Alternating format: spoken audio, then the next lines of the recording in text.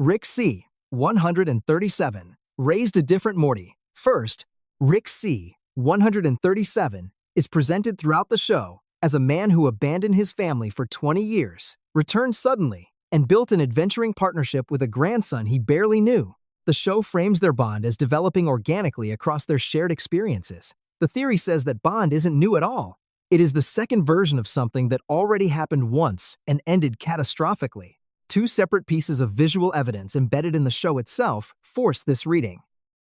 The first occurs while an enemy robot sifts through Rick C. 137's memories, and a toddler Morty appears in the retrieved images, playing with a version of Rick who is clearly present and actively involved in that child's early life.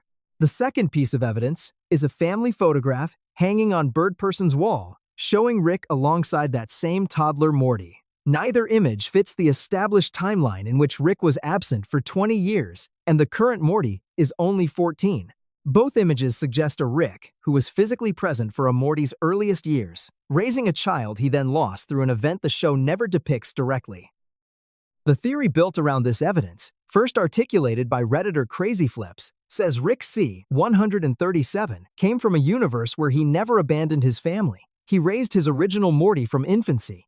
That Morty grew up, and when that original Morty became brilliant enough to actually threaten Rick, something happened between them that sent Rick universe hopping to find a family that didn't know what he'd done or who he'd been. Evil Morty is C-137's original grandson. The theory that connects to the previous one arrives at its darkest implication through a single action Rick C-137 is confirmed capable of. He murdered an entire version of himself and his Morty in Rick Potion. Number 9. Burying their bodies and taking over their lives without apparent guilt. Applied to the original Morty theory, this capability becomes the fulcrum on which the show's entire meta-narrative turns.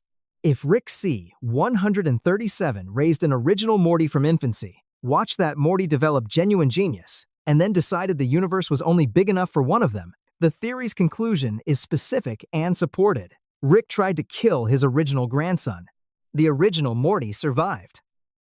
He faked his own death with enough sophistication to fool the most intelligent being in the universe, stole a portal gun, traveled to the citadel of Ricks, spent years studying how Ricks think, where their blind spots are, what they consistently underestimate, and then executed a hostile takeover of the entire citadel in a single episode so methodically that an entire ruling class of Ricks couldn't stop him. Evil Morty isn't a random Morty who turned bad.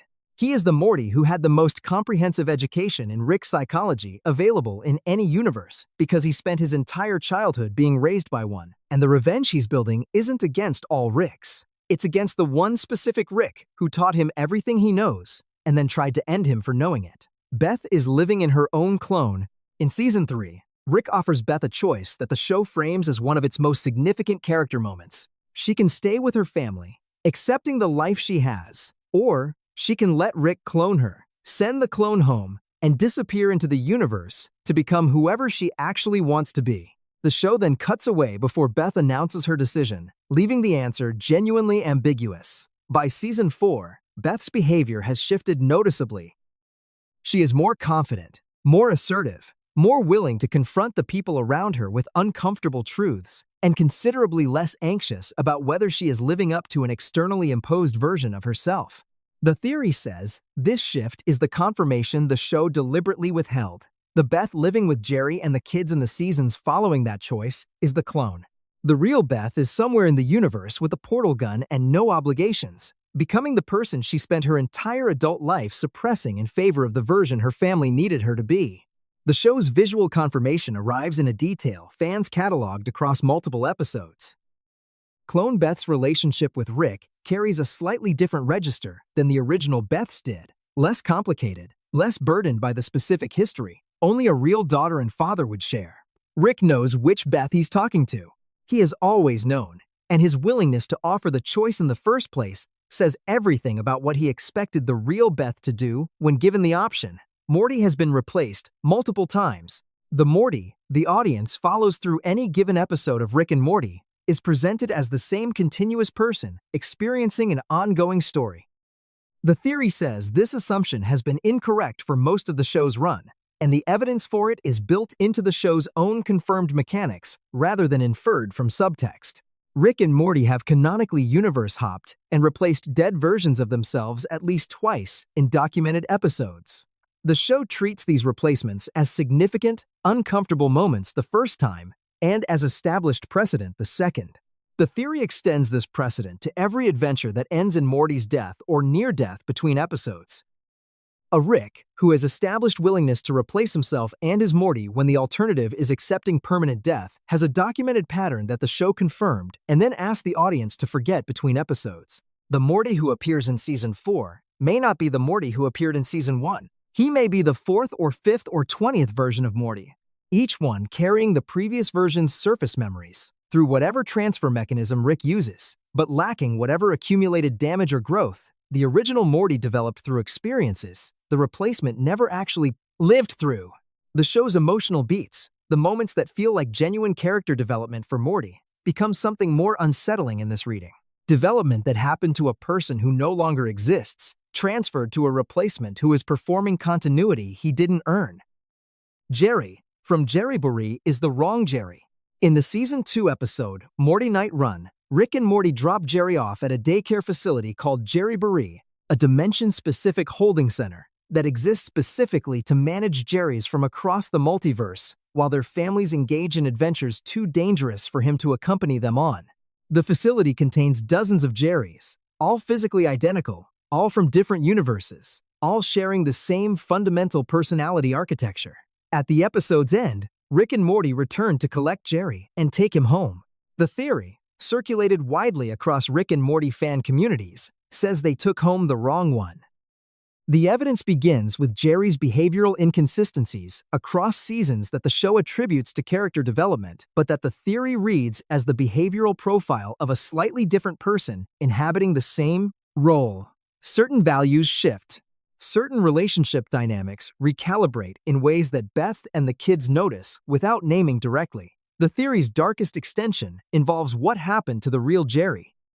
He is still in Jerry Bury, or was returned to the wrong universe, living with a Rick and Beth and family that aren't quite his, experiencing the same low-grade wrongness the replacement Jerry produces in the Smith household without either version having the language or the information to identify what they're feeling. Every universe-hopping family in the show runs this risk. Rick and Morty established the mechanic and then moved past it quickly. The theory says they moved past it because acknowledging what it meant would have required stopping the show entirely. Rick is bipolar and self-medicating. Strip away the genius, the portal gun, and the universe-scale adventures, and watch Rick Sanchez's behavioral pattern across the show's episodes as a sequence of documented states rather than a collection of comedic moments. What remains is a portrait the show has built with unusual clinical accuracy without ever naming what it's depicting. Rick's baseline oscillates between extended periods of manic energy, rapid-fire productivity, reckless impulsivity, and grandiose certainty in his own capabilities, and devastating collapses into isolation, self-destructive behavior, and explicit statements about wanting to die. One episode in particular, examined by fans who work in mental health fields, depicts Rick's lowest state with a directness that lands less like a dark comedy beat and more like an accurate, uncomfortable portrait of someone in genuine psychiatric crisis.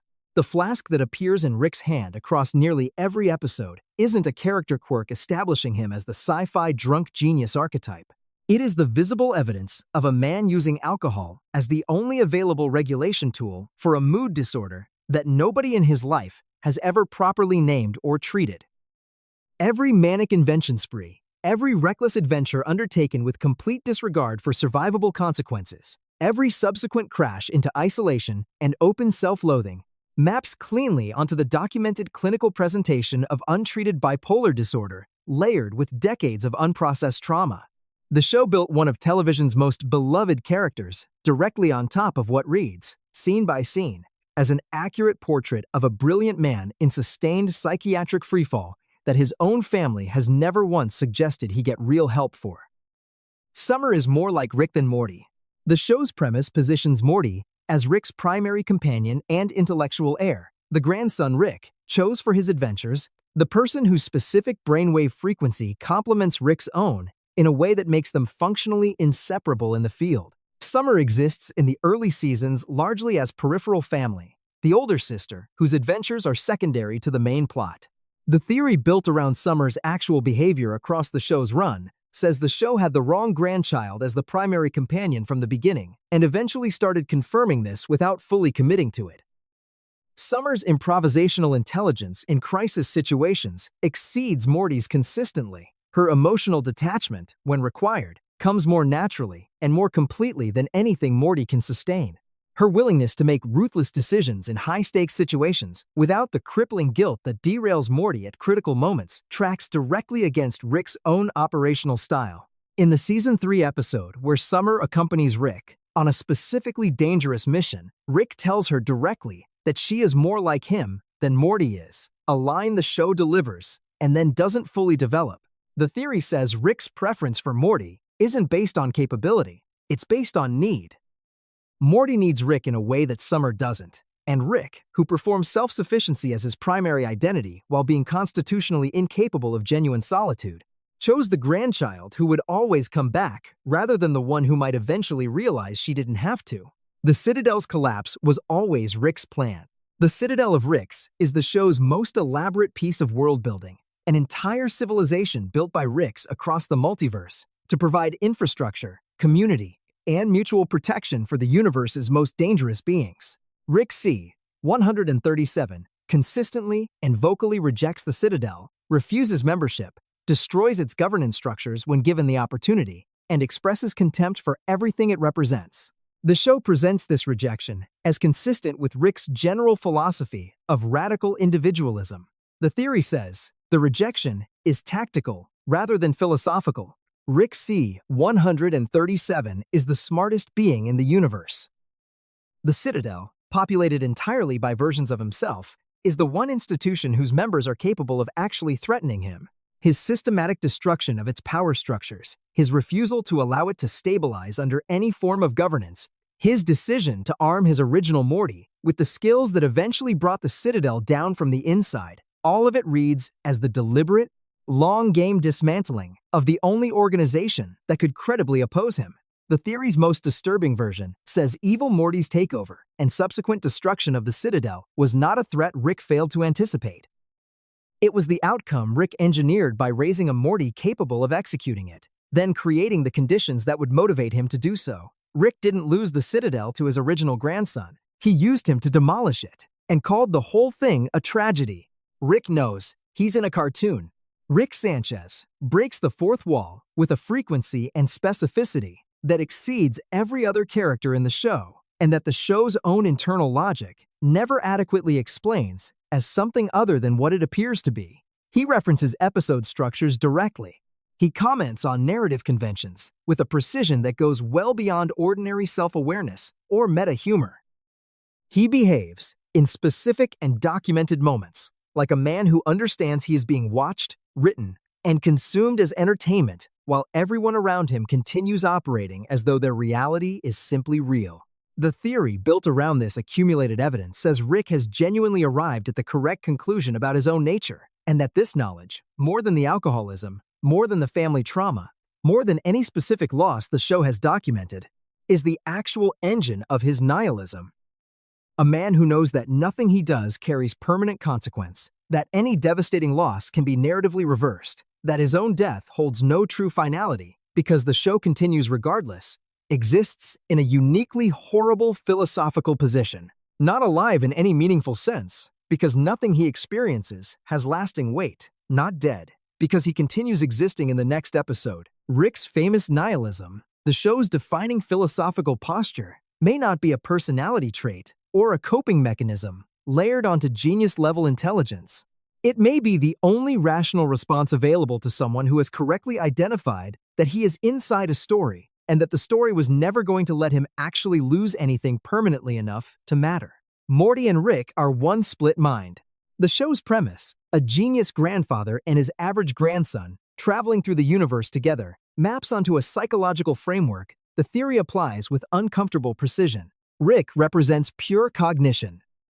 He conceives of plans, understands systems, and operates at a level of abstract intelligence that makes direct physical engagement with the world unnecessary. Morty represents pure execution. He is the one who acts, who runs, who gets physically involved in every situation, who carries out what Rick designs without possessing the analytical capacity to fully evaluate it. Together they complete a functional unit. Separately, Rick cannot move effectively through the physical world without someone to act on his behalf, and Morty cannot navigate the universe without someone to understand it on his behalf.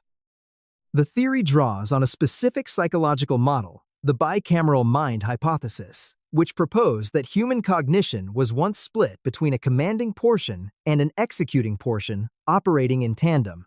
Applied to Rick and Morty, the two characters stop being a duo and become a portrait of a single intelligence that has externalized its own divided functions into two bodies.